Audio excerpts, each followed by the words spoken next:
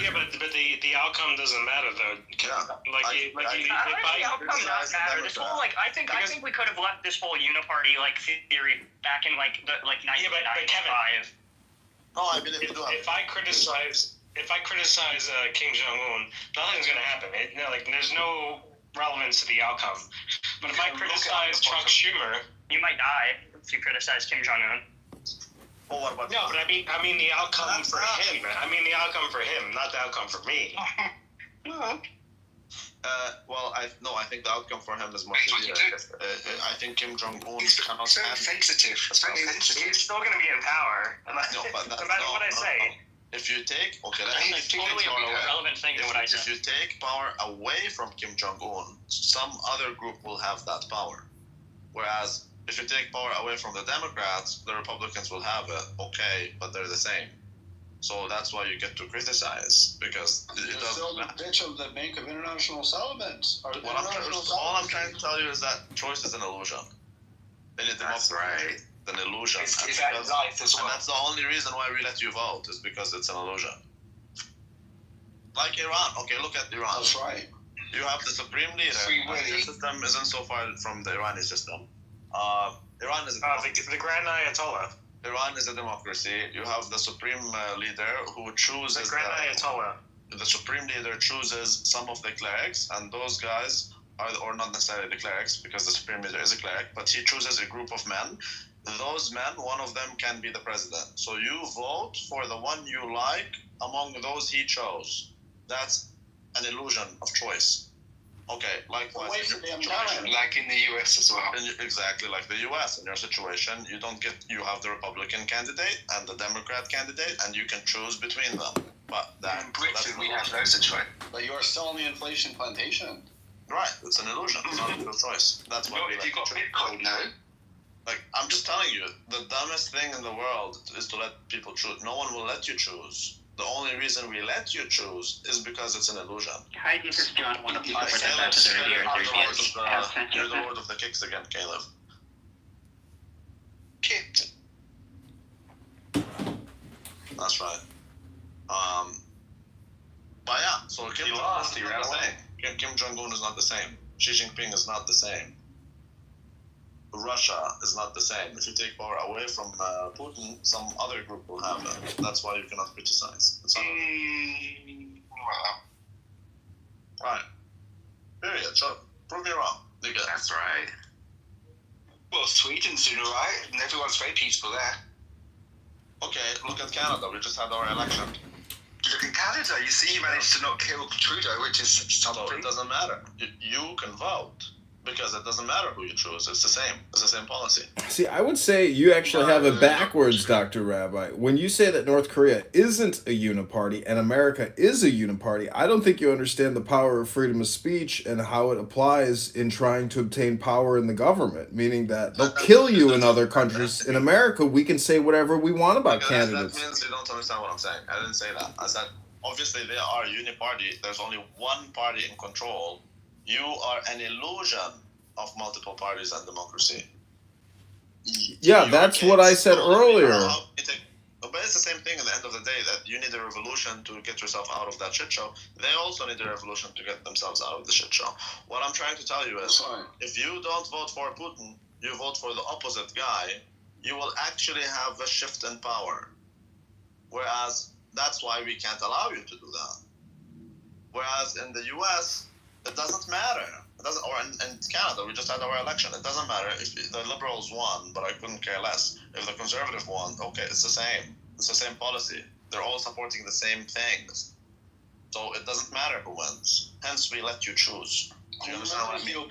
Who remembers the Obamacare battle in 2010, and then as soon as Republicans took power in 2016, they were fighting that like it was Normandy, and then they took power in 2016 and suddenly didn't give a shit about repealing it.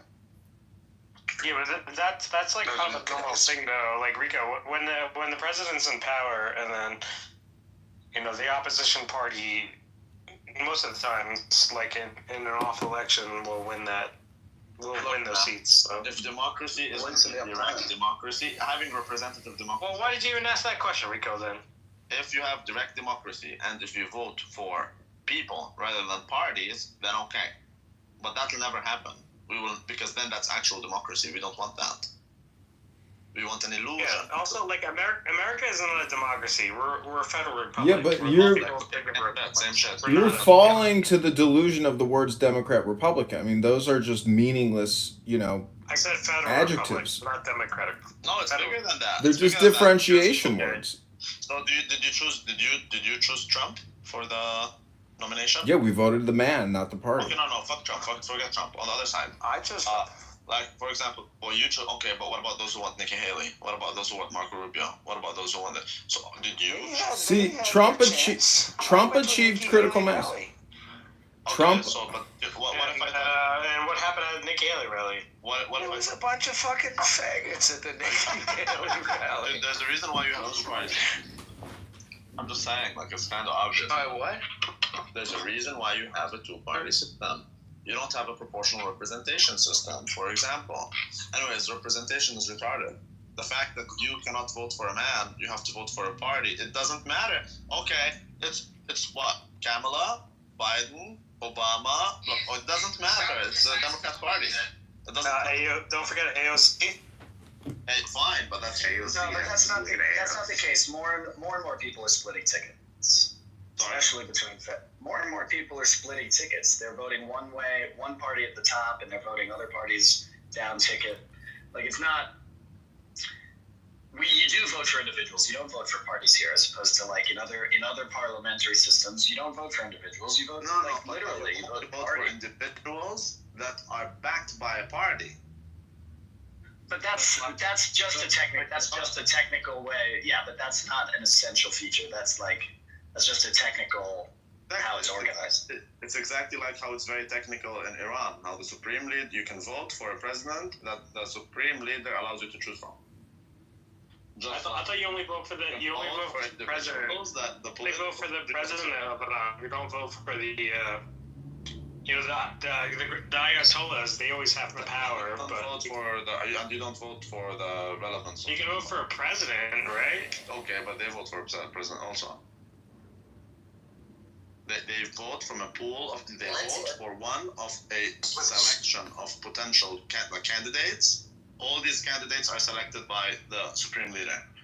Likewise, you vote for a candidate among those who are selected by. Are you trying to explain English to us? What are you doing here, Dr. Rabbi? I'm just telling you that it's an illusion, nigga. That's what you choose. It's an illusion if you vote. If you can vote. I think it's more mixed. I think it's more mixed than that, actually. I think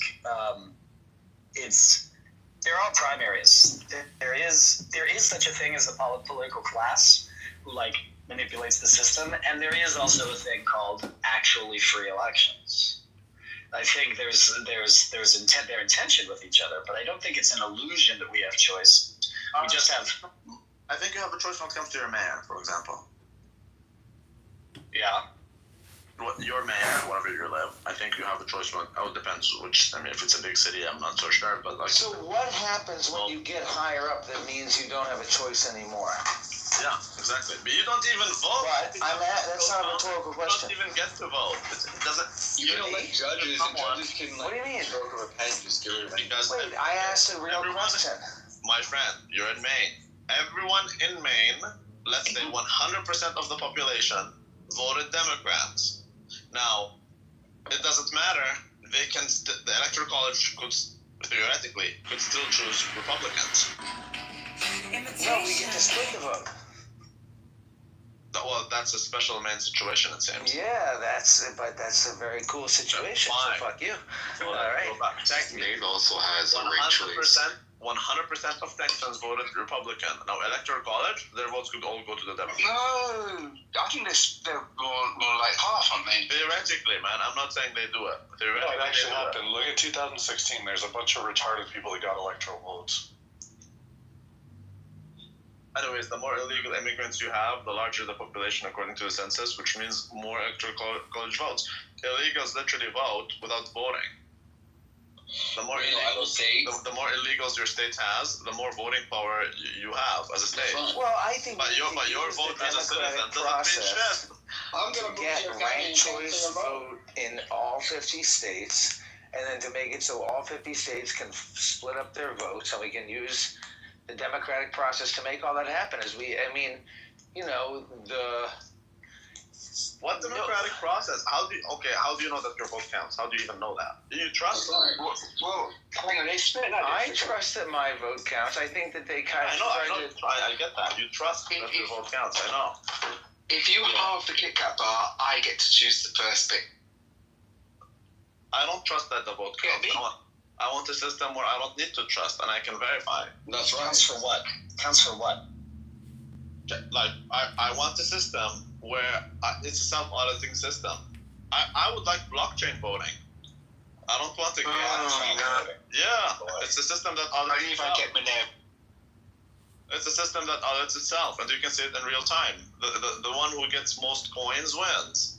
I would like a system where it's direct voting. I don't need a representative. I vote for a man, not a party. And the one with the most coins wins. Yes.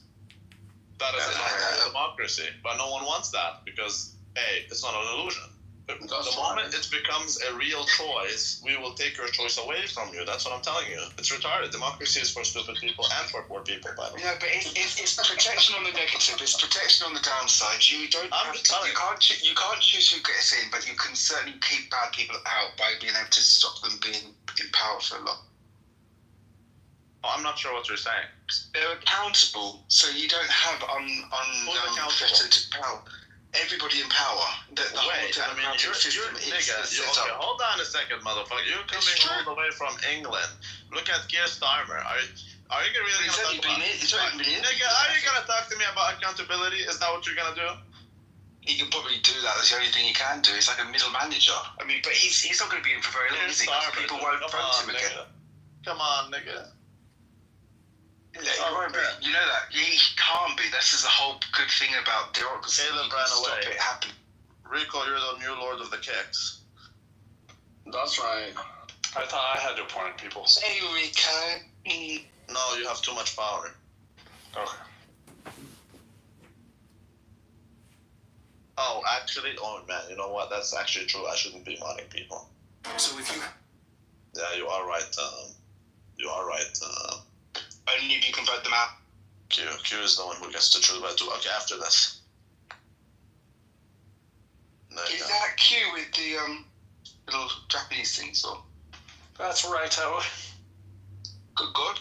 I hear you saw someone the other day. I can't remember who it was. Met some.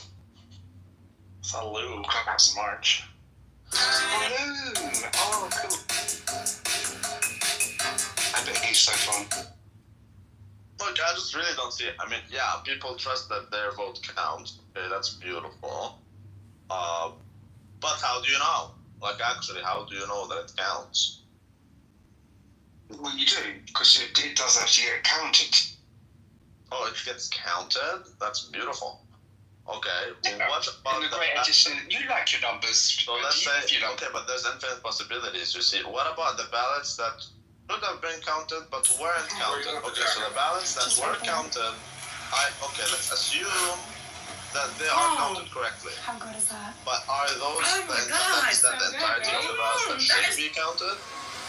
Yeah, I mean, I know mine should count for 2, but aside from being not quite right, it's more or less there, isn't it? I mean, we literally had a video. We did that a few days ago. We literally had a video of people with bags, 2 big bags of fucking ballots, and they were taking them in a taxi. And like, so you could have filled them with anything. I know, but they're not likely to have actually moved the needle, are they? Which I'm not really willing to do it, but I'm gonna assume that I'm willing to trust that the ballots are counted correctly. Now, there's going to be some corruption, these votes, should they have been made to begin with? What if they're counted correctly, but so there's 10 million, let's say, votes, but like 1 million of those shouldn't have even existed to begin with. 3 million shouldn't have existed, but they don't. Yeah, I mean, that's not so you're talking about 4% or subscribe more than no, I'm telling you, no, it's actually huge. It's fucking huge. 14, yeah. There's a million ways to cheat it. There's a million ways. You're gonna have to tolerate a little bit of corruption because you're never gonna be getting it perfect, are you? So how much is it? 10%? No, I would rather have a cheaper system, faster system, self-auditing system where there's zero. Yeah, it should be so easy. I mean, seriously. I mean, you could do like a kind of a phone into the television channel and get the votes a bit more accurate than they do on an election. Yeah, but they could do it. Love Island, vote them off. All I'm telling you, so you agree that it is easy to do it?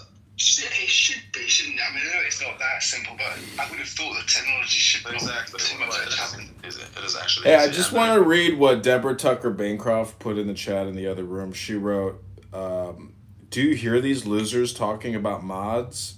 The green beam, holy honor. I hope they all suffer and die." Pepe is funny though. They're all Pepe puppets. He's the only one with any originality.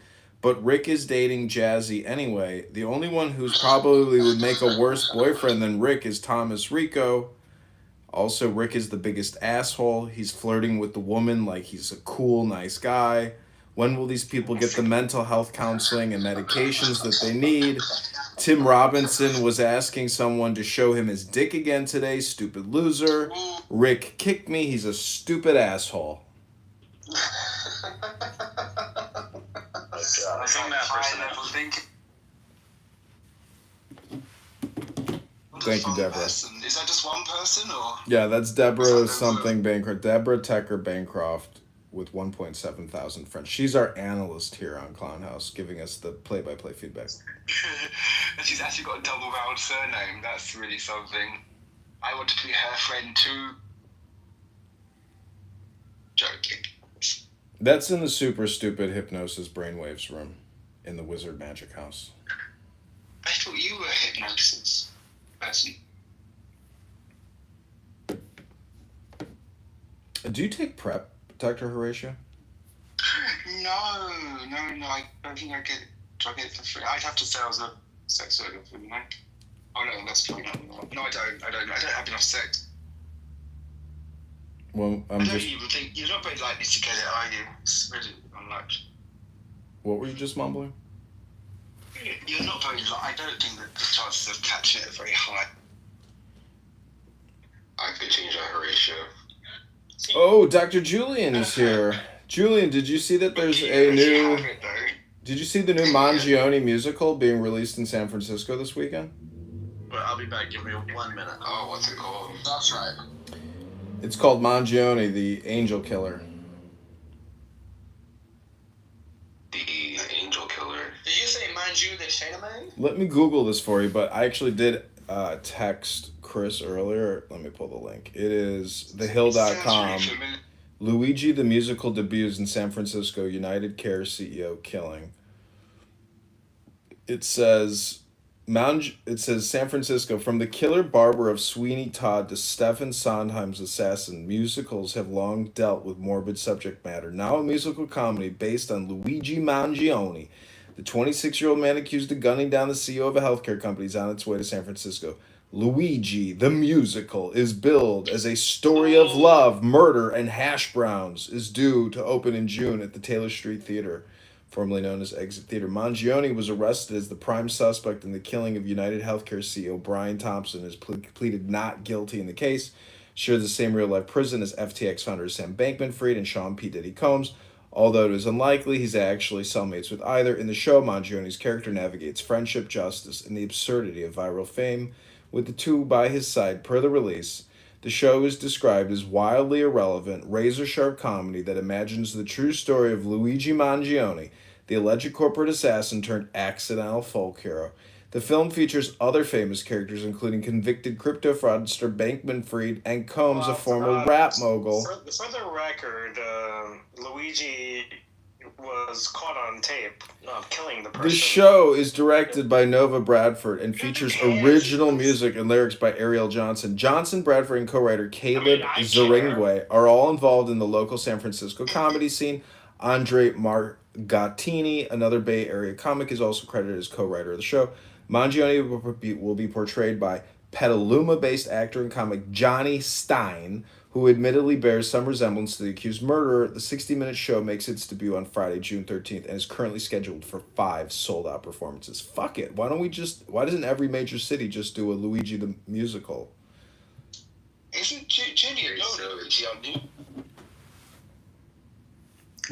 We should just create Luigi Mangione events around the world in every major city and just pay people to create like a fake musical. It's a smart business idea. Well, the thing for me is like, as somebody who's a director, I'm a director, and the fact that you're a director. I don't think anybody wants to kill me, but But you're not a director.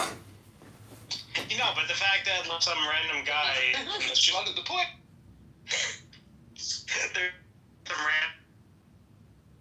kill a director, that doesn't, I don't want that, because as a director, I don't want that.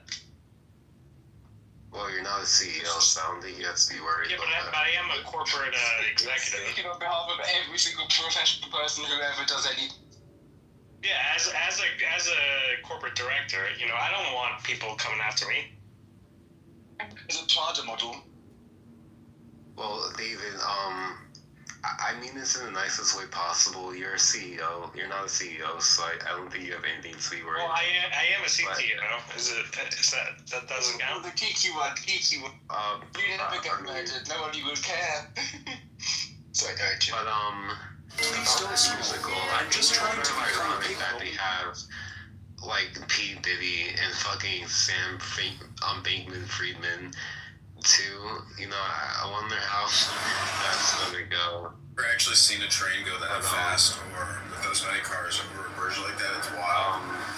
Anyway, it's wild. That's my opinion. I agree. Hero from the hood. He was. Stand the woman. Baby oil. I love P. Diddy. Bjorn. I think I have underwear by you. I love P. Diddy.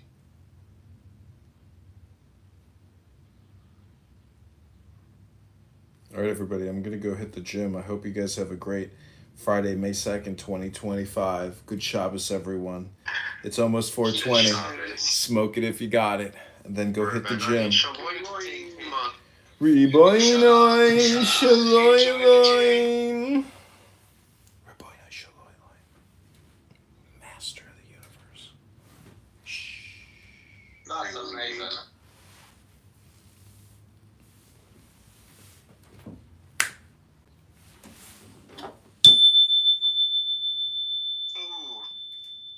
Ooh, yeah. Just let those positive vibrations sink all over your body. Let it go. Oh, God, my iPhone's dying.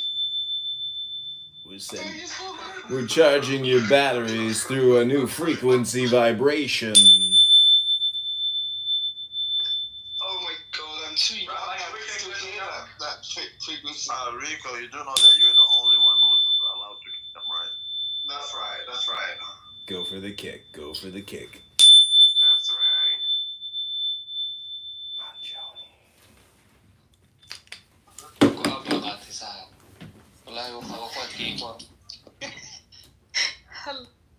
Around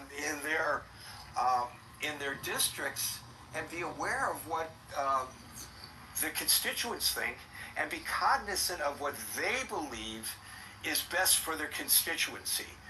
And I think that's why we don't have a royal presidency. I think that's why the legislature was given this honor and this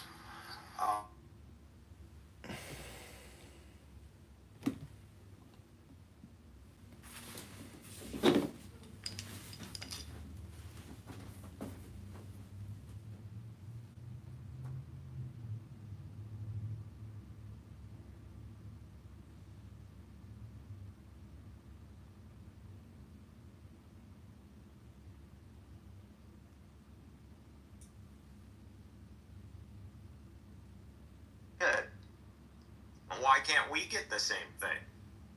Almost. He's saying if you take Hamas out right now, they give back the hostages, and Hamas gives up its weapons, that would lead to Gaza being, economically prosperous because there'll be no excuse. They're gonna give up their weapons, Edward? What world do you live on? You're delusional as usual. Okay. And that would lead the West Bank to want the same thing. So the West Bank and Gaza, their attitudes would change, and now they would want to, they would demand, the West Bank would demand independence, or at the very least, prosperity, like what Gaza would be enjoying. Yeah. So that's if Hamas gives up its weapons, that's what Israel would have. Yeah, that's one of the while two now. scenarios. But they've been demanding that for a while. How does that change? A worse scenario is allowing the PA to come take over and rule over in Gaza. That's even a worst case scenario because that's unifying the political. Okay, so and then to negate all the both of these scenarios, Israel would have to occupy Gaza, and that's also a horrible scenario because now you're still going to have a hostile Palestinian population in Gaza that you're going to have to interact with. You're going back in time to the first Intifada time period. That's what's going to happen, and this time it's going to be much worse. And you need Hamas to facilitate this for Israel. So is the Israeli government really interested in getting rid of Hamas? Have they shown that they're interested in getting back the hostages? Obviously, they haven't. If they killed a third of the hostages, they could have gotten them back at any time. They haven't because they know the end of the war would mean reconstruction, and that's bad for Israel. That's bad for this Israeli government. I find myself agree with you. That it is a mistake, and most of the people think it's a mistake to go inside Gaza, and it is absolutely a mistake. Yeah, and that's make me pessimistic because there are very few that Smotrich and Ben-Gvir represent in the coalition, that no one of them know what's happened the day after, who take control of Gaza, who gives the food, the water, the medicine.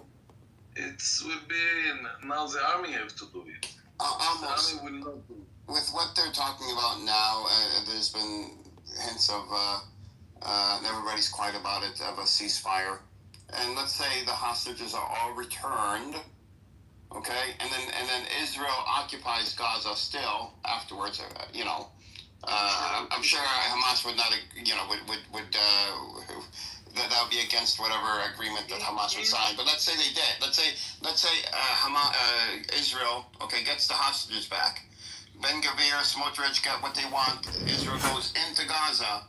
Then what do you have? A protracted resistance war where you have IDF soldiers being killed and injured on a daily basis, and the Israeli public knows this. And do you think the Israeli public is going to be willing to send their children, their family members, to a war in Gaza when there is no reason to? The hostages are not there anymore, and there's supposed to be a ceasefire agreement in place. I don't think that's going to happen. The worst thing about the occupation of Gaza, if you occupy Gaza, you're now responsible for rebuilding Gaza.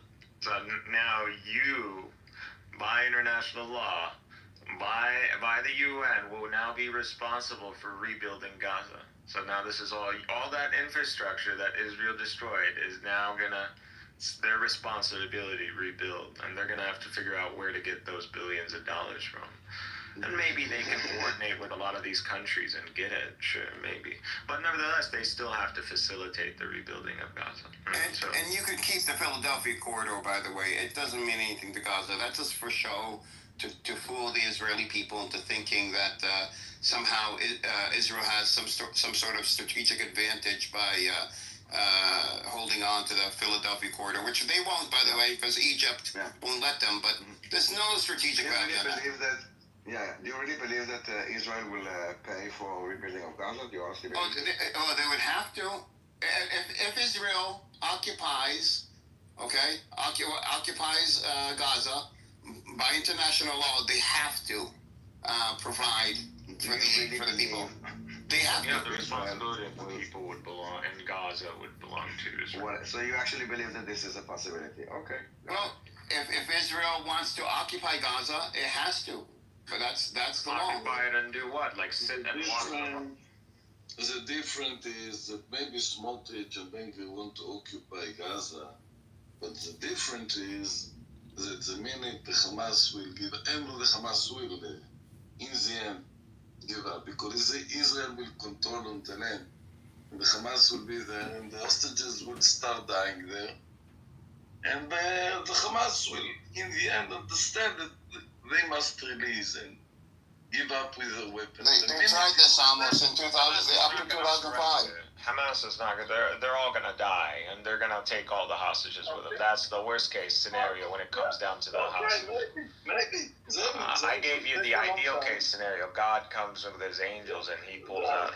It might be. I don't believe.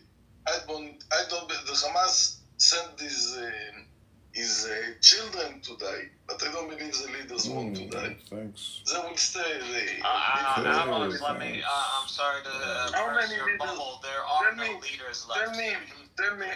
Try, learn to listen. Learn also to listen. Speak, but learn to listen. How many leaders you think the Hamas have down there, the Chanaz? How many leaders? What do you mean by leaders? Political leaders? Under the ground, not political. Political, they're all dead for the most part. We can agree on that one, right? So there are maybe 20, 30, 40, 50, I can't 100. name a top political leader. 100 leaders who keep maybe 5, 6, 700 soldiers. But they can make a lot of problems to the military. I'm going to tell you, based on my assessment, the political office of Hamas in Gaza is practically annihilated. What you have left is Al-Qassam, and the Qassam has specific brigade leaders.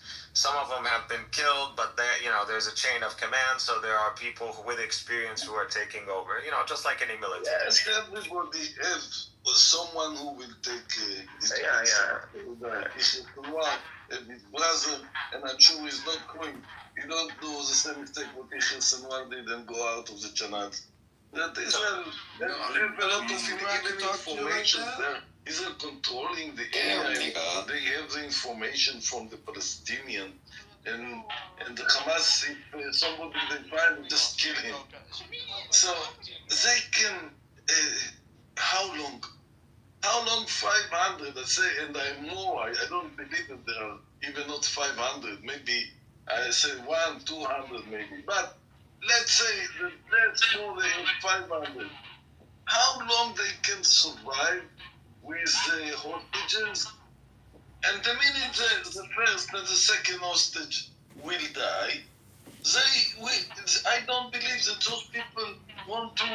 Then they will make agreements that they give up with the weapon, and they can go out to Egypt, to go out to Jordan, to go out of Gaza.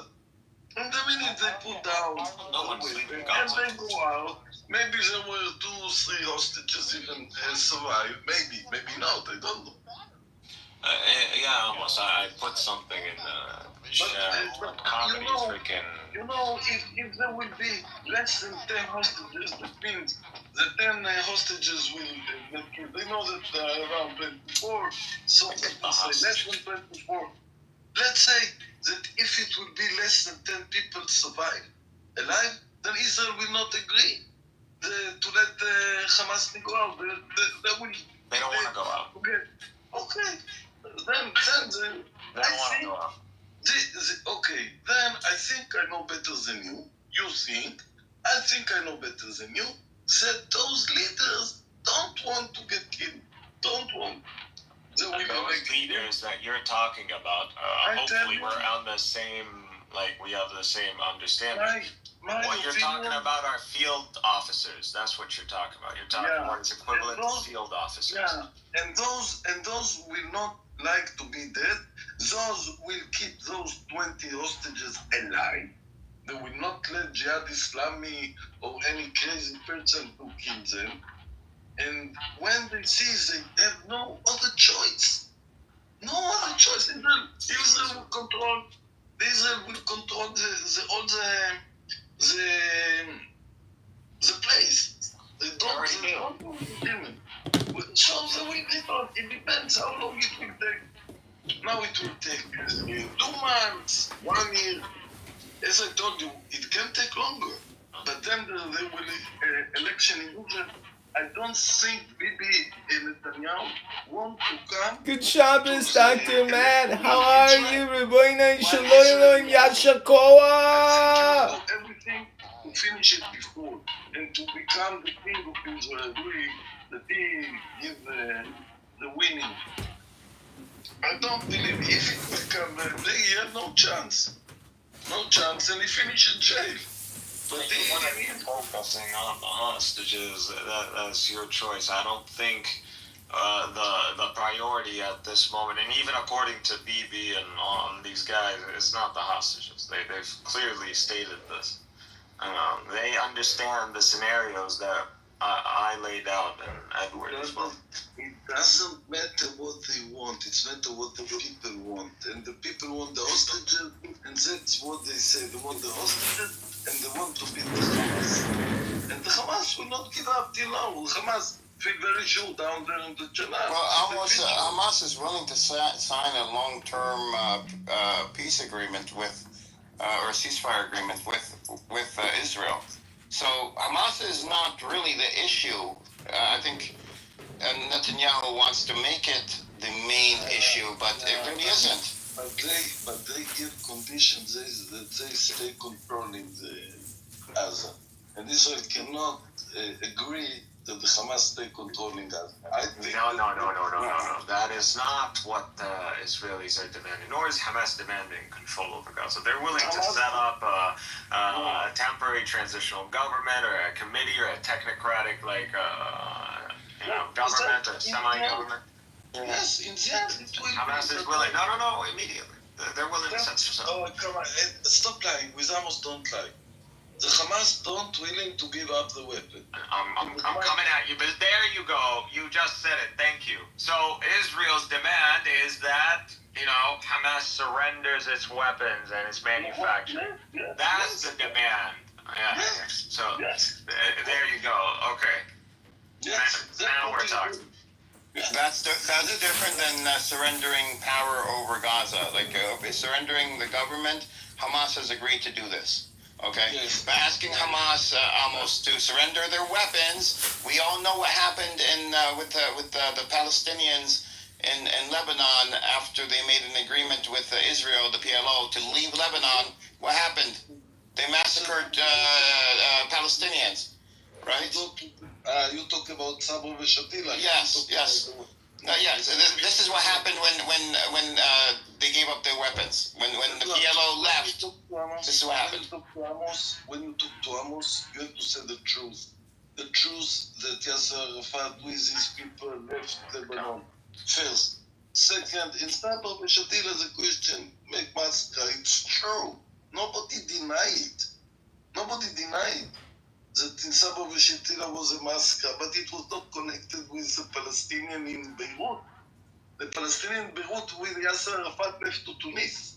That's not. That's my right. No, that's what I'm saying is when they left.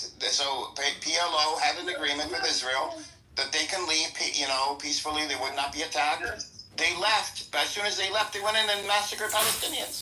Yes. So same thing here. If Hamas puts down the weapons, what's going to happen to the Palestinians in Gaza? Who massacred Palestinians? Israel. We don't need to talk about when? Sabra Shatila?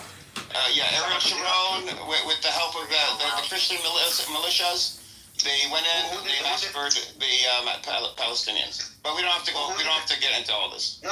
Who did the massacring again? Who did the massacring? Danny, I just told you. I don't know why you get stuck on this. Was it Israelis that did the massacring, as you said, or no? Wait.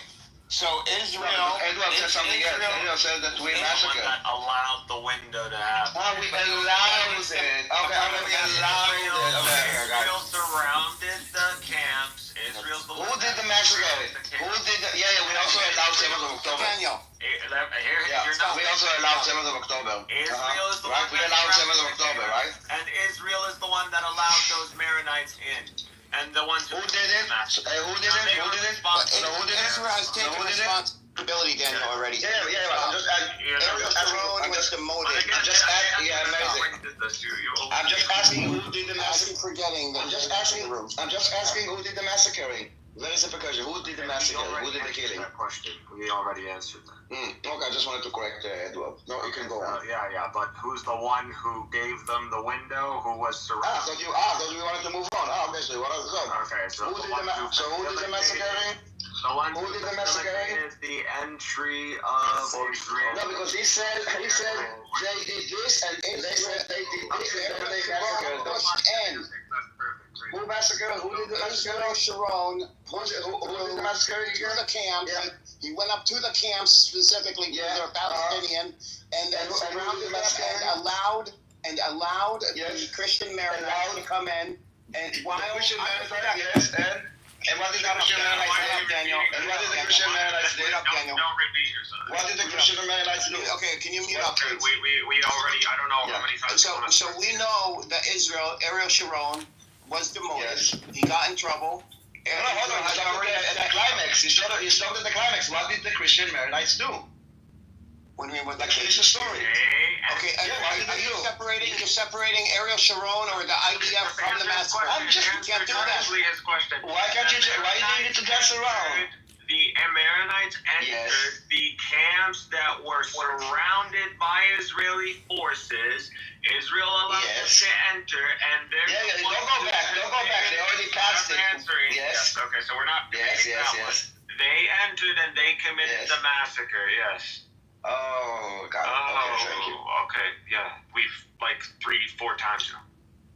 No, I don't actually said that they massacred, but now we understand someone else. Okay, you can go on if you remember where you were. Well, again, responsible. Why? Listen, if you know the reality, why the manipulation? Like no manipulation. You understand? There's no manipulation. Yeah, when you say they massacred and they didn't do it, it's kind of like okay, it's not manipulation. I was being generous. Okay, it's a lie. I sent a mercenary to your house, Daniel, and the mercenary butchers. Hold on, but did they send? Hold on. Did they send them? Yeah. Did they tell them go and massacre them? They facilitated their. Did they hire them? Did they ask them? Did they? They didn't have to let them enter. Oh, we didn't have to let them enter. That is very much different than hiring a hate man, but fine. Pretty much the same thing. I mean, what did you expect was going to happen? Why would you allow them in? Because the Christian Maronites are what, like barbaric? Why would they just slaughter people? Because they've already been doing it.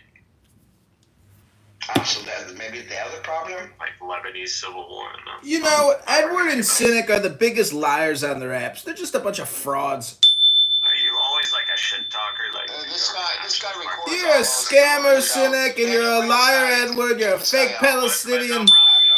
You're both fake Palestinians. You're not even indigenous to the land. You're just a bunch of fakes. Liar, fakes. You don't believe in coexistence. You think Hamas should survive and continue the war. Lay down your weapons and be in peace. You're just a bunch of scam artists. Okay, again, you're just ad hominems, not saying anything. Can you tell us where the lie is? Show me that you have an IQ that is, above room temperature. Yes, because I wanted everybody to be able to join. No. Leave it like this, that we can, if Comedy open his mouth, we can't put it down. I'm just saying, good Shabbos. You're going to waste your Shabbos listening to these two morons. But you're going to waste your Sabbath. No, I'm not going to waste it. I'm going for a nice walk in the park. Good God.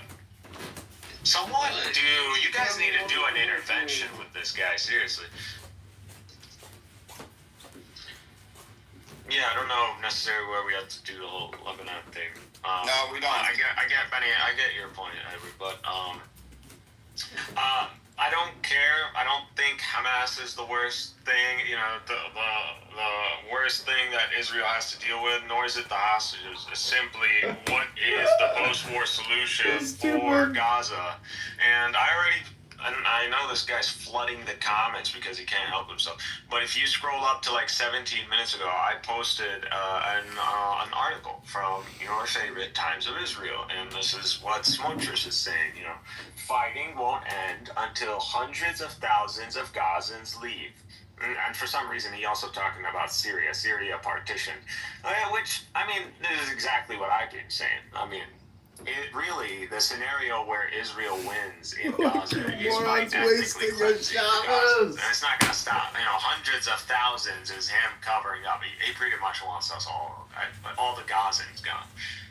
That's the ideal scenario. Otherwise, it's a screwed scenario. Whether you take out Hamas, whether you rescue the hostages, you're still screwed. You're still screwed. You either have to rebuild Gaza on your own if you occupy it, and then you have to deal with a scenario that is akin to something in between a first intifada and a second intifada, which is going to cost billions of dollars over the years. And you don't do that. You create a new government in Gaza, and then that government now has legitimacy, and you can't fuck with it, and now it's going to prosper, and the West Bank is going to demand a similar government, and they're going to demand the same privileges. And this is going to literally almost lead to a de facto two-state solution at that point. Or you can bring in the PA, and then you would unify the political front, and this would look like a big win for the PA, and they're going to continue on, appealing to the world to a two-state solution. Yeah, actually, the one thing Hamas and Israel have agreed on is no PA, strangely enough. Well, the coming of the PA won't be the worst thing, actually. So, if the PA comes in, this would be extremely embarrassing for Netanyahu because he pretty much invested his political career in this, what he believed, the chess move of the time is that, I manufactured this political divide, and I did this, and I can control Palestinian affairs, and I can give an excuse why we don't want to give Palestinian statehood. The partitioning on both sides, yeah. Yeah, all that evaporates, and not only that, you bring the PA in on your, with your own hands. That's political suicide. No, see, he doesn't want to do that. He doesn't want to bring the PA in because then he doesn't have the Hamas excuse. He needs the Hamas excuse to be there. I agree with you.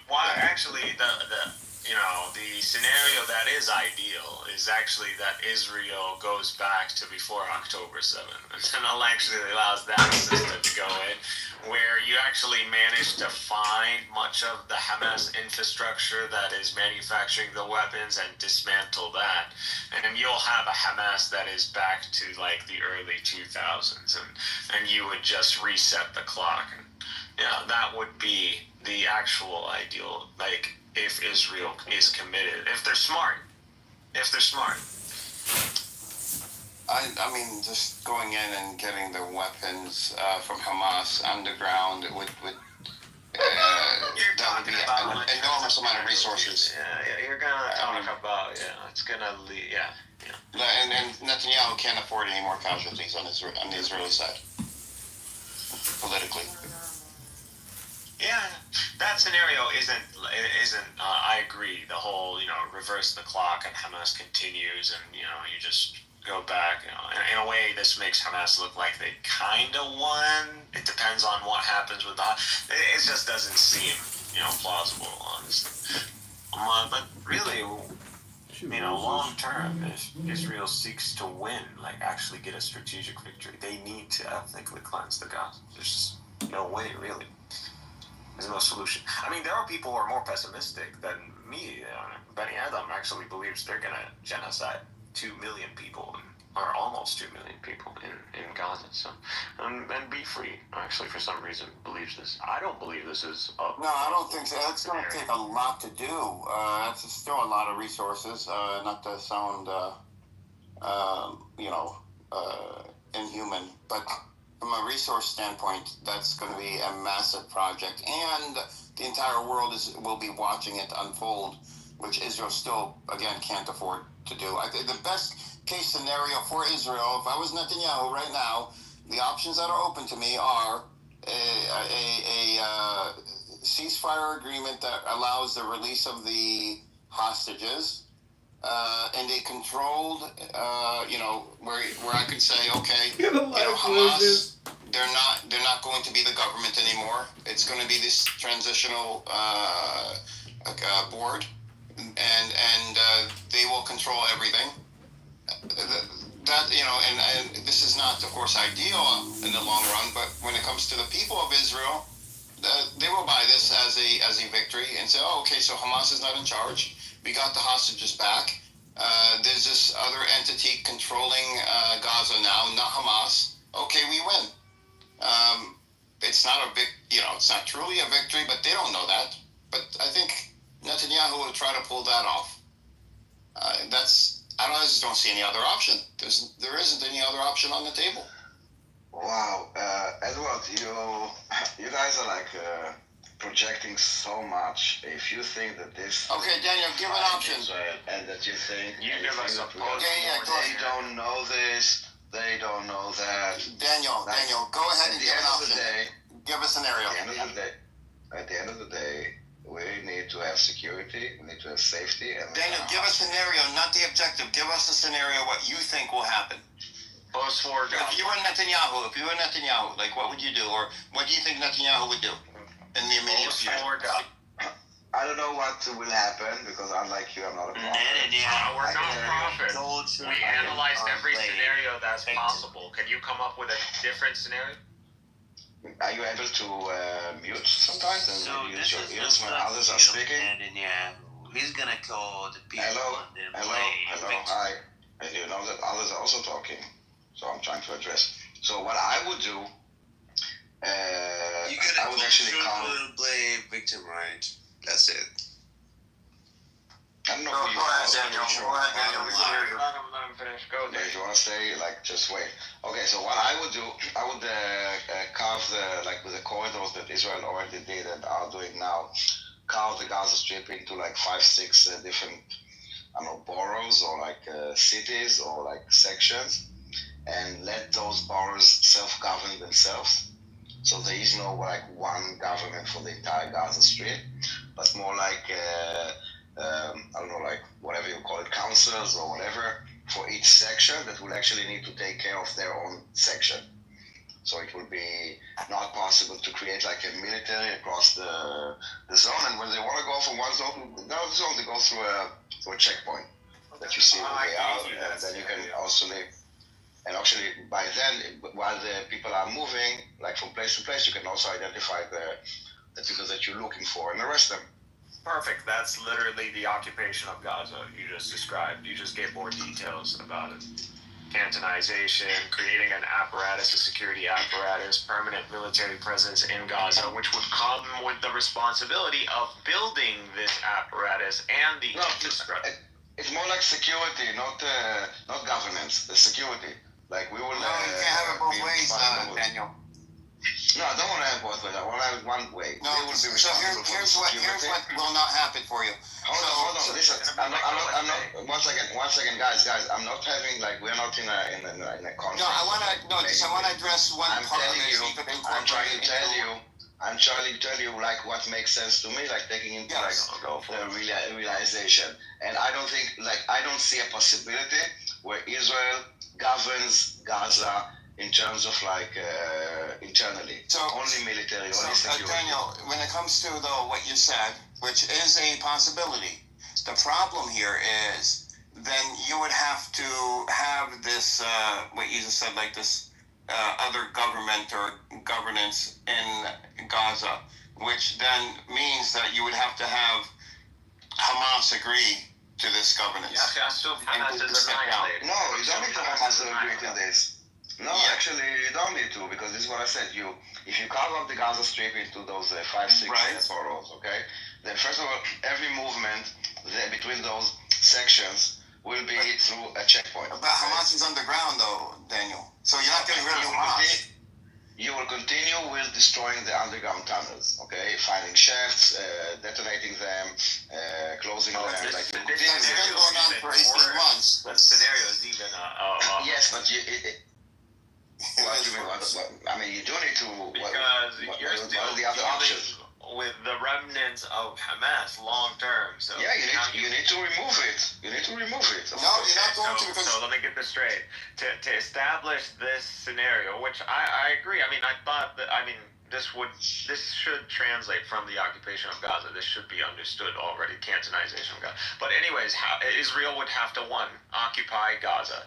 2, build the infrastructure to allow this apparatus to exist. So the checkpoints, this section. Yeah, they're already there. Most of them are already there. That's fine. They would need to invest more into it. You mean the corridor is there? The corridor doesn't. Yeah, I'm talking about separate all of it. I'm talking about the corridors and with the checkpoints, with the machinery to identify places. What you're doing then is giving Hamas and the resistance more credibility because now it's a true occupation in terms of boots on the ground and cantonization of Gaza. So you're actually strengthening the resistance. At the end, this is like what I would do in order to maybe they will have more narrative, whatever. But on the ground, I will be able to have a better control over the Gaza Strip, not in terms of managing the population, but just yes, as I said, security-wise, dividing it with the checkpoints. And by the way, you would have to establish these small governing bodies over each of these sections, and pretty much they would gain legitimacy through you and pretty much their contact through the outside world and goods entering and exiting would be Israel. So Israel would be responsible for them. Okay, so in Gaza, that in the different cities, there are also different chamulot, big families that are I understand. Kind of and we're talking about take a few of those chamulot that already are acceptable and kind of with this specific location within Gaza. And they would govern themselves. They would take care of their own people, of their own chamulot, of their own family, for food, for education, for whatever, infrastructure, whatever they needed. What, are they going to make that out of thin air? What do you mean? No, they will be able to get aid and whatever from whoever gonna fund this. Oh, there you go. What are you talking about? You're literally the one on the ground, and you're the one who's going to be between the aid and the outside world and Gaza. These ailat that you're talking about. So what's the question? Bodies. Yeah. So we are doing the border control. You're responsible for building. No, let's say you go through the airport, okay, and you have this tax thing that you how do you call it, the customs, okay?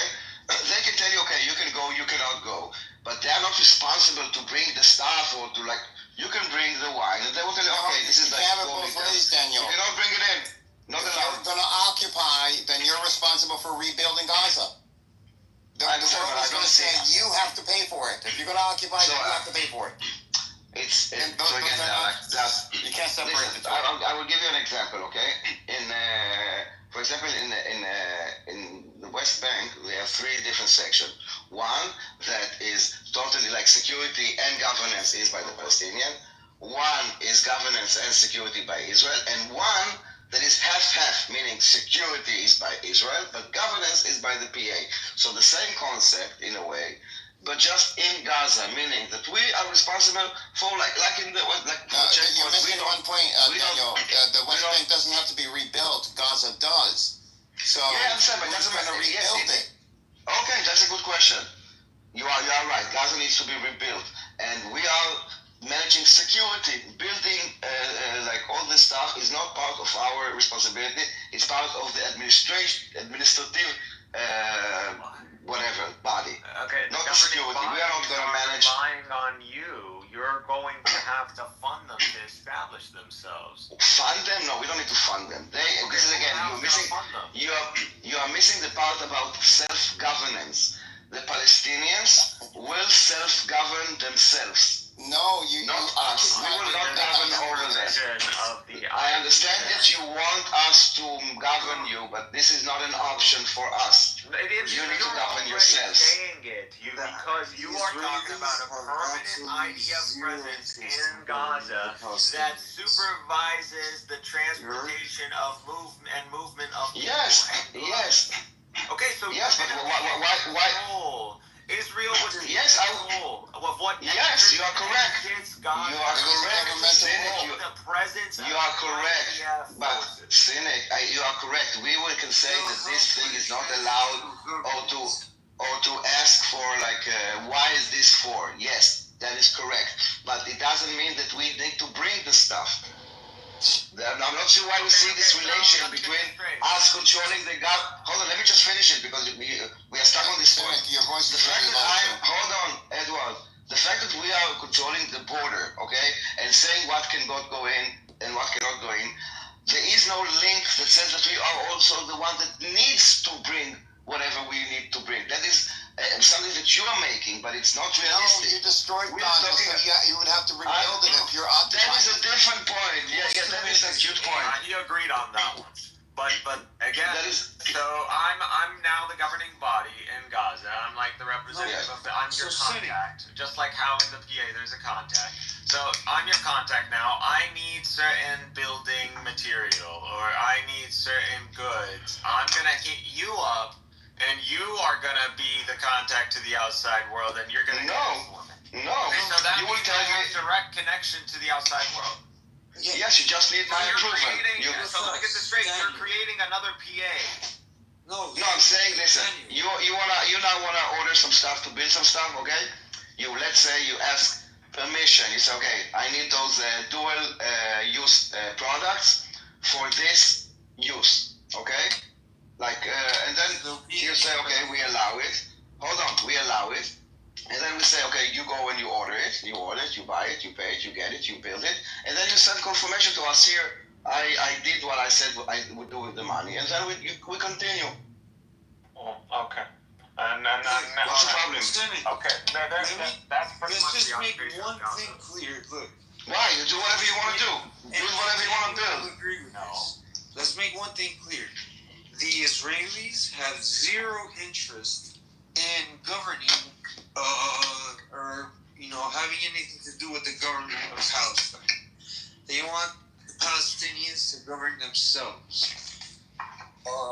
They might help with a transitional government, but the eventual goal is again for them to have their own state. It's the dream of the two-state solution. Because like I said, Israel doesn't want a two-state. The Israelis have zero interest in And I think that if you for the country of God, they have zero interest. You're explaining. And if you really think, for the Palestinians, then they don't need to have an interest because everything that Israel will do, they will be automatically tainted as something that is evil or demonic or whatever you guys believe in. So in order to make actually something that will work for the Gazans, there needs to be trust. There is no trust between them and us, okay? Yeah. So for us to be involved in the government of Gaza it's a recipe for a disaster. The only way that it can work for the Palestinians if they will actually govern themselves. For disaster. We already understand that self-governance under the supervision of the IDF and the. Not supervision. No, not supervision. It's about. Listen, you need to understand. Hold on one second, Cynic. You need to understand. Our interest, okay, is to be safe and secure. I get it. If you wanna go and build a hospital, great. You will buy your concrete, buy whatever, build your hospital, amazing. No one will stop you, okay? But if you will build a terror tunnel, this is what will stop you. We don't want that. We don't want you to build a military. Build anything else. You're assuming there are within these new sections that you're going to create the expertise. There exist experts in it that can rebuild the fundamentals of society. You shouldn't assume that. You should assume a lot of these people have been annihilated. For the most part, the families that you're gonna call upon are actually some of the worst families when it comes down to like intellect and expertise. Like, these are pretty much like tribes. I know the families that you're. I understand, but with all due respect, if the Palestinians cannot create their own nation, like what do you mean? It's not a nation. We can, but we can't do it under you. Talking about a nation. You're literally like a state.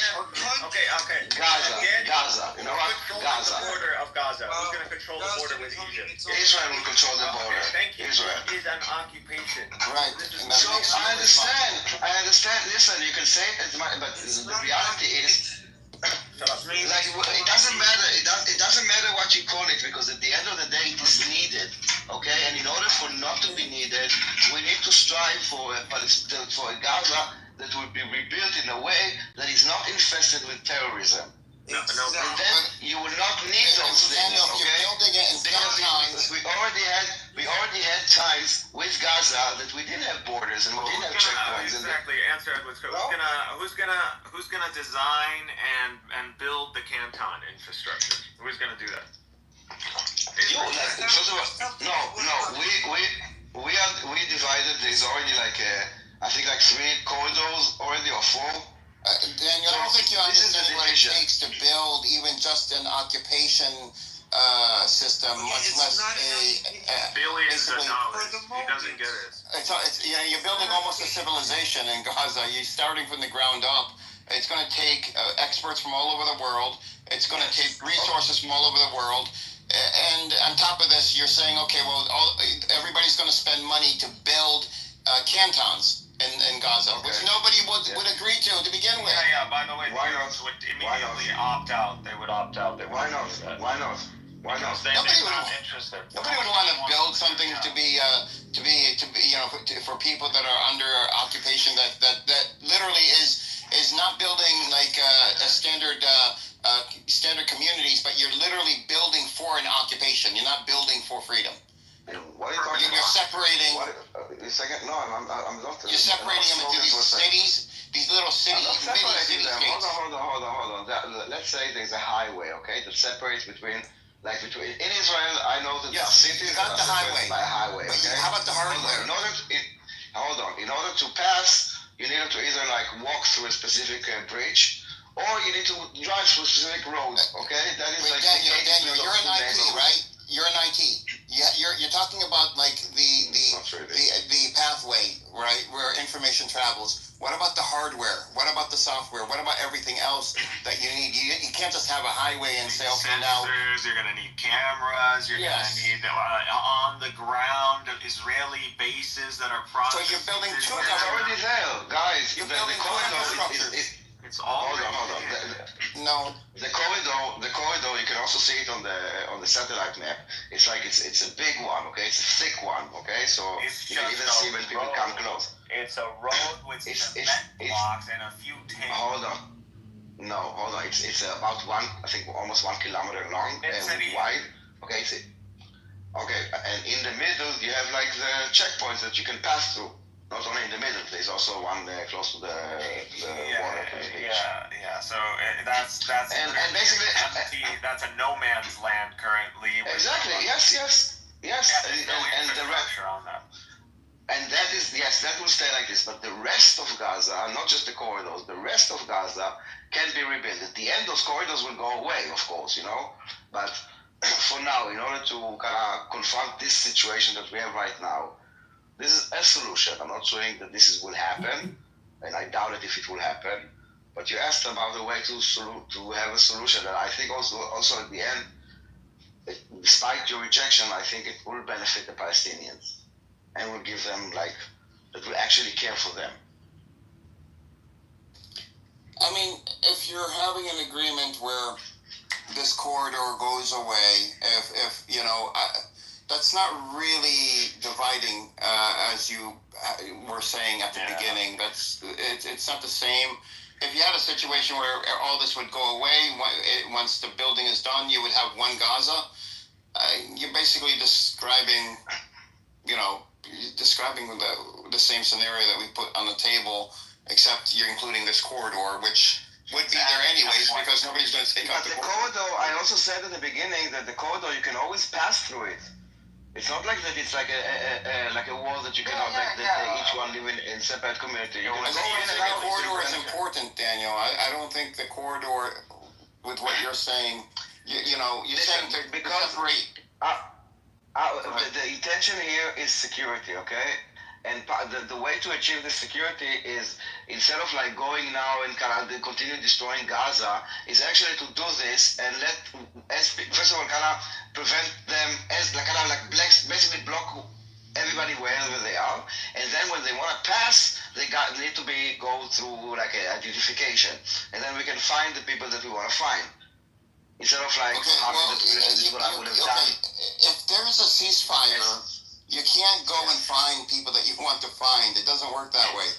If there's a ceasefire, then there's a ceasefire. You can't hunt down Palestinians. Ceasefire is I don't care. Yeah, I'm not talking about ceasefire. Ceasefire is, at the end, is an agreement, and it wasn't part of any agreement because it doesn't exist. But I'm saying that instead of like a year ago already, I would already like start by carving Gaza into those sections, and then first like do the separation. So everybody that wants to go can go, not a problem. If you're not in the database, move on, enjoy your life, like continue. But if you are in the database, first of all, you cannot travel obviously with a weapon through those checkpoints, and it will allow for life to continue in Gaza as you are like basically also trying to weed out those people that you're looking for. The people that you're looking for, but you're looking for pretty much everybody. I think everybody's in that database. Let me add to the. So listen, if you want to ignore the fact that there are people that we are looking for in this war, I think it's a bit of a childish argument. I mean, you seem like anything that I would offer, you say, okay, you shouldn't go into Gaza, you shouldn't fight. There is something called. Whether you like it or not, you need to acknowledge that there is a terror group called Hamas. They are controlling Gaza. They did launch 7th of October, and they do have hostages. You don't have to keep so, acknowledge it. Enough with the propaganda. When you say the resistance will go away, dealing with your scenario. So you're assuming, based on your scenario, the resistance doesn't go away. Okay, so who the fuck is gonna deal with Hamas? It's clearly not the families. The families aren't gonna risk dying and dealing with Hamas. No, I did that. I said I did it. I would do it first of all a year ago, and it's in steps. You carve those things, and then people as they pass, you block them from operating as like one unit that can pass, while also destroying some of the tunnels, of course, especially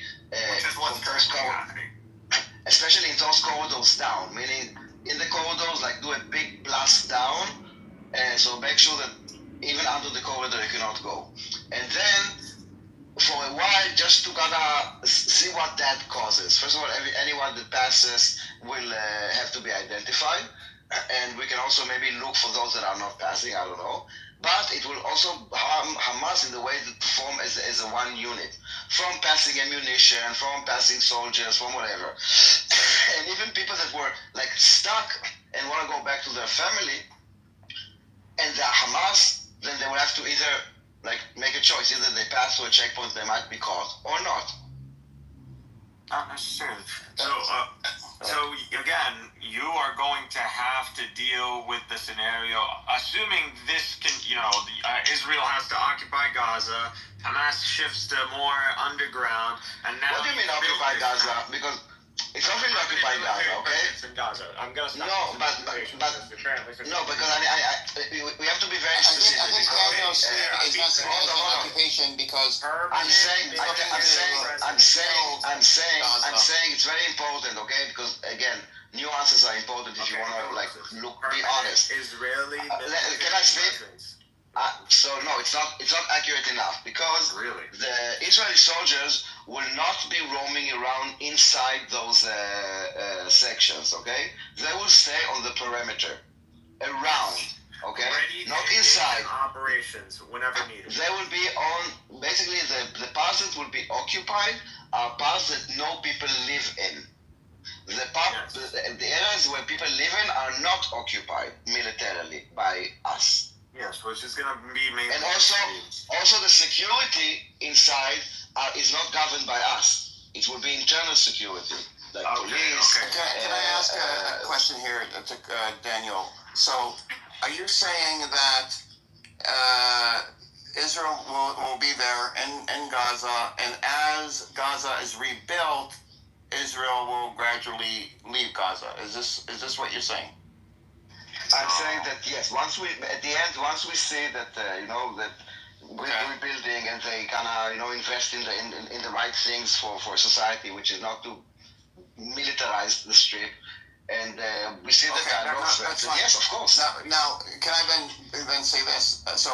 Given what you're saying, and then of course you want to get rid of Hamas too, right? The resistance.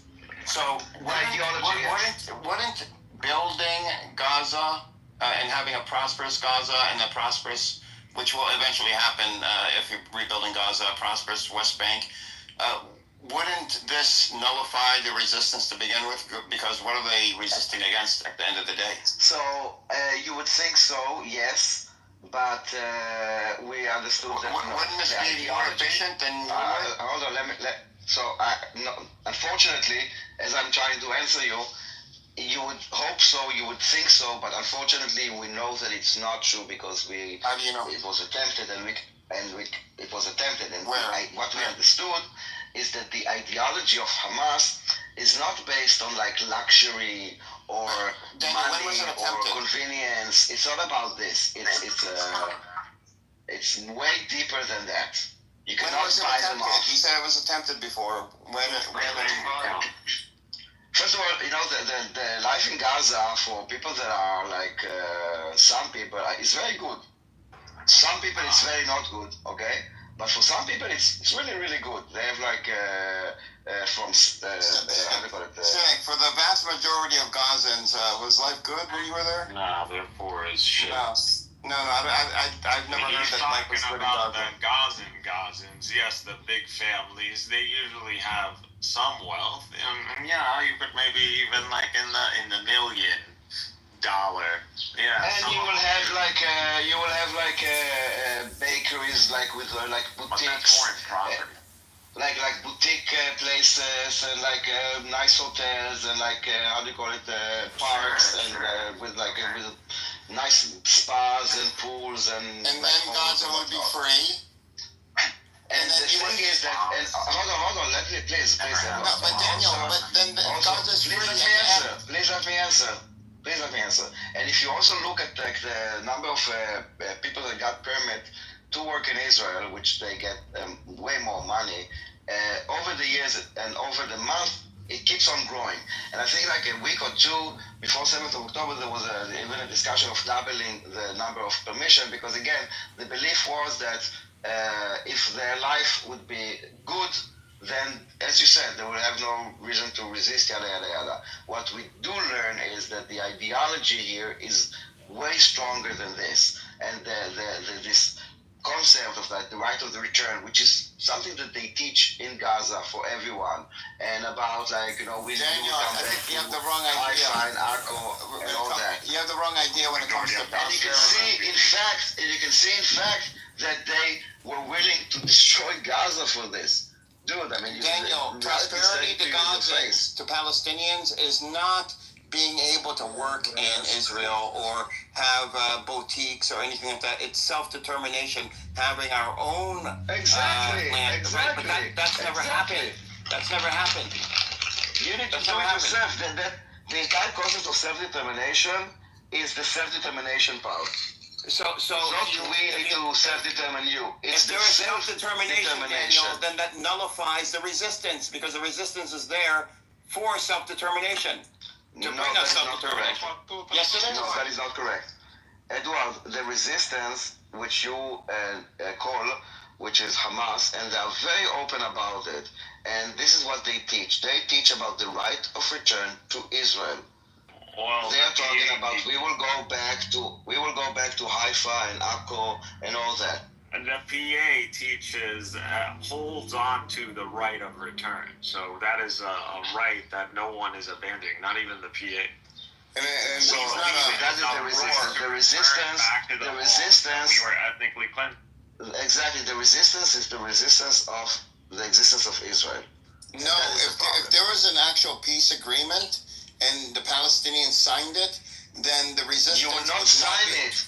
You will not sign it because the things that you want are the destruction of Israel. Not true. Then that's you saying that. We Palestinians would sign it. The West Bank, You just said it was Gaza, because we you would sign it. okay. I will tell you this. Okay, the right of return is equals the destruction of Israel. Okay, so that is not an option. Okay, but Not an option. we no. We would give up. I mean, I know. Of Israel, it would mean the end. It would mean the dwindling of the Jewish demographic, which over time would lead to the Jewish demographic being a minority. Okay, if that's what you mean by the destruction of Israel, which I agree. I mean, So it will not happen, guys. It will not happen, and this is why there will not be peace agreement because you want to destroy Israel, and we don't. This was already We want to be. in Oslo with Arafat. Arafat was willing to have like some sort of symbolic right of return with a few thousand. But the thing is, what you're missing is over time that being like around 100,000. we have the right of self-determination with that we exercise. And what you want is to take away that right. And we will not allow it. That's and our right for If we had a self-determination. Palestinian territory, a Palestinian state of our own, we would not be attacking Israel because that would be two states attacking each other, and that we would break our agreement and jeopardize everything that we would have built for ourselves. We would not do that. Now, if Hamas or if any if any organization wants to attack, because you don't. Daniel. Good evening, everybody. Anyone that wants to attack Israel after Palestinians and Israelis agree on a two-state solution, anyone that wants to attack Israel would have to do it outside of the Palestinian territories. You are completely missing the point. Edward, is this a peace agreement? If they even want to do it at all. Does it include the right of return? They don't want a two-state solution. No, a right of return. We were willing to accept, like Shalik said. I forgot what the number was, but it was thousands of people that Israel has agreed to let in the country. This is a mathematical formula for Israel. It could determine exactly how many Palestinians that they were allowed to return to Israel without compromising the Jewish demographic over the short or long term. And that's not an issue. And it is a mathematical equation, so both sides could agree upon it. Okay, that's not the issue. That's never been the issue. To allow 1,000 people to go back. I think it was something like 50 to 100,000 people. No way, dude. No way. Yes, it was. You don't know, but yes, it was. Yo, the main problem is Jerusalem. Really, you guys are able to coexist. I don't know what the big problem coexisting is, but apparently it's really difficult. Right now, yes, Israel is controlling like all the shit that gets into Gaza and stuff because they are looking for weapons, make sure weapons and things aren't being smuggled in. You guys talk about the tunnels.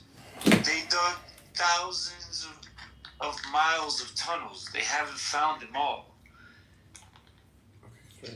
I don't know. So I think what I'm saying is that Israel still at this point is still again number one is looking after its own defense, self-defense. Once they get assurances that they'll have self-defense, that they won't be attacked by any of their neighbors or whatever, they won't have rockets flying in from Gaza, then you can start talking about whatever, up the borders completely and they can trade freely. But until there isn't a threat, while there's a threat, it's gonna be too difficult to do that at the moment. Amazing. Yeah, the main problem is that we're not willing to give up East Jerusalem. We can work with the right of return. But there's a worse right of return, Daniel, than the one that you're actually worried about. There's the one where all the millions of Palestinians outside of the territories return back to the territories. Our population doubles. And once that state is established in like a year or something. So there you go. That's your demographic threat. That's why Israel will never. It's not a demographic. It's not a demographic. It's not a demographic threat. Hold on. It's not a demographic threat. Cynic. It's not a demographic threat. You want us. Hold on, CM. It's not a demographic threat. It's about you want to invade us, and that we agree to this. So hell to the no. Demographic threat. No, that's not a demographic threat. That's an invasion. That's an invasion. You want to invade our country, and we say no. I'm talking about a Palestinian state where Palestinians from all around the world return back to this state. To your Palestinian state, in your state, you do whatever you want. Yeah, but you're not getting it, are you? You're not getting it. So think long term, David. Daniel, think long term. Now all these Palestinians are now in the West Bank. They're gonna want to expand their cities. They're probably gonna want to build infrastructure. Over time, these settlements and these Palestinian territories are practically meshed into one. You have peace, assuming now you have long-term peace. All these Arab Israelis, these Palestinians are going to want to pretty much, interchangeably, go through the territories and Israel. Like, they're just going to cross in. They're probably going to live within the territory. They're going to cross out. It's going to be freedom of movement. Not only that, you are going to see Jews who want to live in Judea and Samaria. So you're going to want to see Jews who are going to appeal to the Palestinian state. Okay, but you're not getting it still. That's possible. Long term. And shut up, CM, let me freaking finish. Now, not only that, we're assuming peace in the region. So now you're going to see a lot of these borders and trade and Arabs moving in and out. Long term, this means Arabization. This means y'all start speaking Arabic. And this means our population... No. Let me finish, CM. Let me finish. Why would we speak Arabic? This means a higher rate of growth for the Arab Israelis themselves, because they're going to be able to marry from within the Palestinian territories. Okay, they're also going to be doing that. organically, it happens organically. Yes, organically over time, we will shift the demographics. But again, Cynic, over time, other things could change, You're talking about a very far future.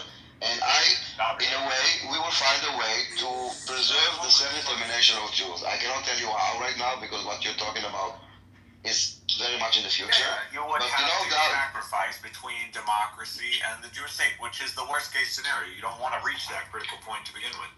No. You're talking about hundreds of years from now, okay? Not talking about hundreds of years for now, Daniel. Actually, if you look at the demographics currently on the ground, you will see almost a 50-50 between the Arabs and the Jews.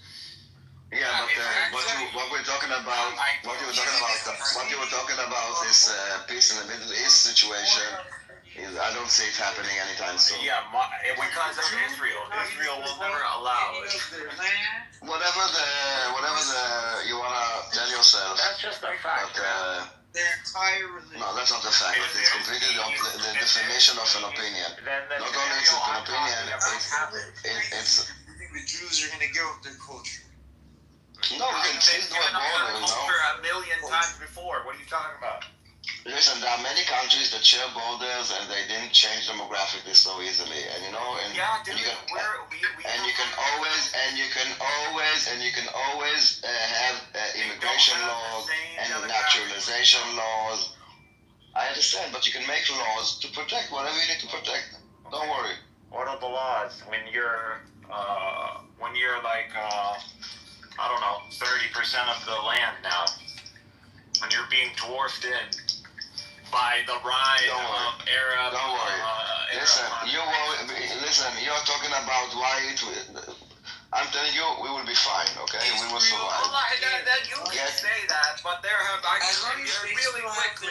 really quickly. Daniel, just look up the demographic threat of Israel and see the dozens of articles that are going to pop up. the Israeli articles and read them. Like, put an hour. Don't worry. I already did. It doesn't matter how many more Palestinians. You think Smotrich is an idiot? He wants to ethnic cleanse Palestinians because what? He's a freaking vampire? What? I'm talking about. It doesn't matter if more Palestinians. You don't know who Smotrich is. The current internationally recognized borders of Israel are not going to change. The Israelis are going to fight to keep their national sovereignty or whatever, and they're going to keep their customs and traditions. They're not going to stop reading the Torah. Like they're reading the Torah. What the hell do you know? Half these guys are gay. What are you talking about? Reading the Torah. Thanks for sharing, Stan. Appreciate it. No, I'm just saying the Jews aren't going anywhere. And Jews, they don't have to go anywhere. They're going to get dwarfed by a more successful, higher producing, faster producing demographic and a predominant culture. If they have if somehow Palestine becomes like the next fucking UAE and builds Burj Khalifas and dwarfs Israel won't care. As long as one, there's no fucking threat of. That's what you think. That's what you think. And two, as long as again they don't invade, they don't impede. You don't need to invade. There's peace now. There's peace now. No, exactly. Shut up and learn something. DM, go do some peace. A fifth of the Israeli population is Arab, you dummy. A fifth of them.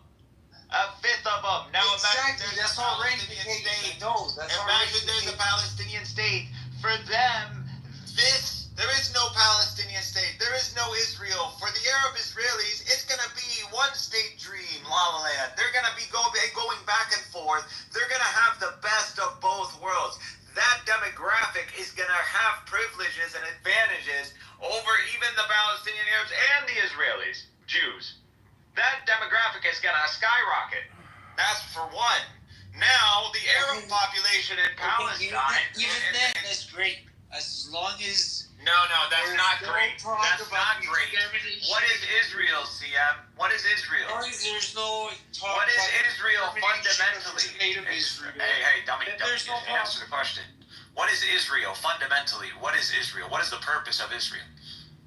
Israel's the state of the Jewish people, bro. Jewish people. So how can it be a Jewish state if the Jews are a minority? That's up to the country. Why do you think the ethnic cleansing of Palestinians happened in 47? They don't want to have a fucking completely ethnocentric society. They are already an ethnocentric society. Meaning like everybody's fucking Jewish. Meaning they prefer a more multicultural population. Because from a multicultural population, everybody benefits. So no, they don't want that. None of that will be a problem. That would be a problem. It would lead to the Jews becoming a minority in the land. No, man. Again, as long as they're left alone and left to practice their worst thing that could happen. The Jews don't proselytize. This guy thinks these guys worried about religion. Israel's a secular state, bro. Exactly. They don't proselytize. They're not trying to convert anybody to Judaism. That's irrelevant. I don't care. Who cares? What do you mean? So this is what I'm saying. As long as they're left alone. Left alone. We're talking about a scenario they're left alone.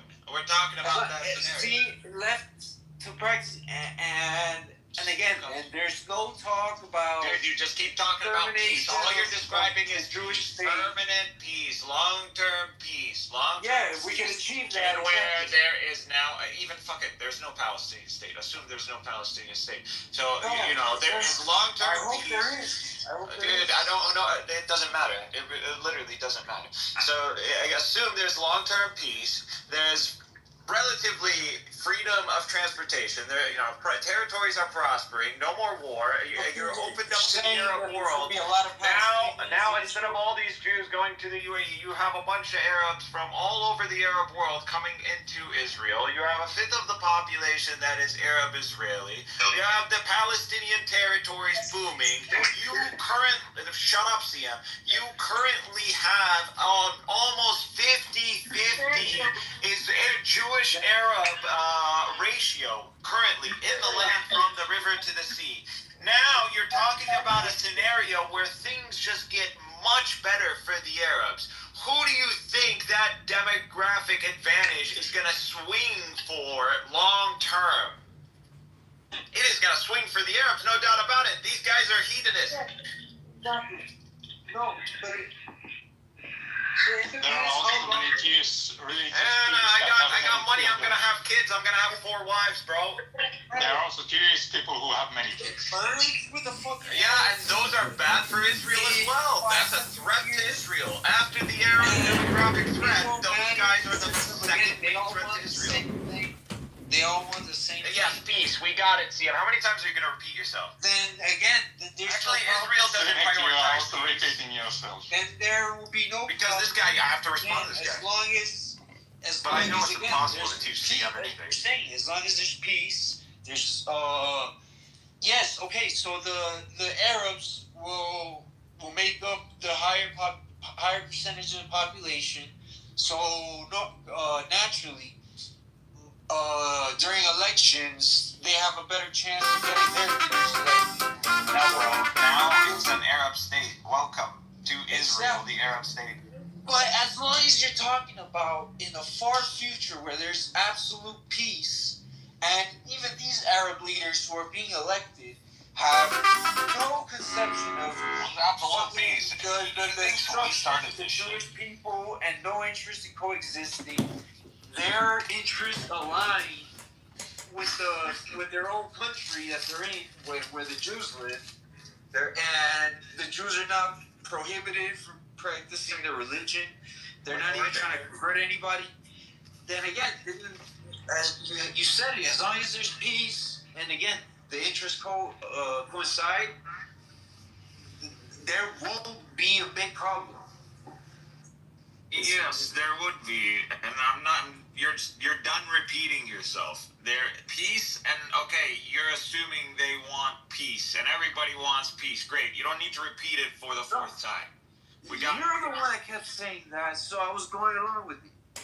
Yes, I'm saying peace is in the advantage of the Arabs and the Arab demographic.